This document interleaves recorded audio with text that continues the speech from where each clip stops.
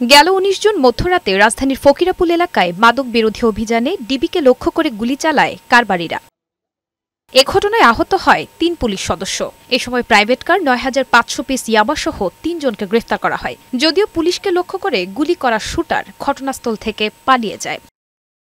DB পুলিশের যুগ্ম commissioner Mohammad Nasirul ইসলাম জানান, অভিযান চালিয়ে মূল হোতা বাপ্পিকে যশোরের খোপের মোড় এলাকার একটি বাড়ি থেকে গ্রেফতার করা হয়। উদ্ধার করা হয় বিদেশি পিস্তল, বুলেট ও ইয়াবা। গ্রেফতার করা হয়েছে তার ২ সহযোগীকেও। পুলিশের উপর গুলিবর্ষণকারী যে বাপ্পিকে গ্রেফতারের জন্য বাংলাদেশের বিভিন্ন জায়গায় আমরা আমাদের অভিযান পরিচালনা করি। যশোরের খোপের মোড় নামে একটি স্থানে রাতের বেলা আমরা সেখানে অপারেশন পরিচালনা করি। দীর্ঘক্ষণ প্রায় ৩ ঘন্টা অপারেশন পরিচালনা করার পর আমরা তাকে ভিতর থেকে বের করে এনে গ্রেফতার করতে সক্ষম হই। বাপ্পির সাথে আরও কোনো বড় চক্র জড়িত আছে কিনা সে বিষয়টিও খতিয়ে দেখা হচ্ছে বলে জানায় ডিবি। আমাদের কাছে কিছু নাম, কিছু ব্যক্তির পরিচয় এগুলো স্বীকার করেছে।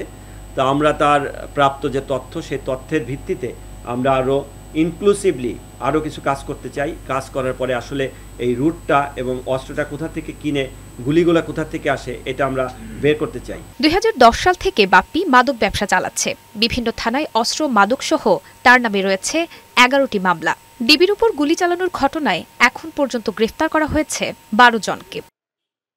নুসরাত শারমিন, বৈশাখী সংবাদ, ঢাকা।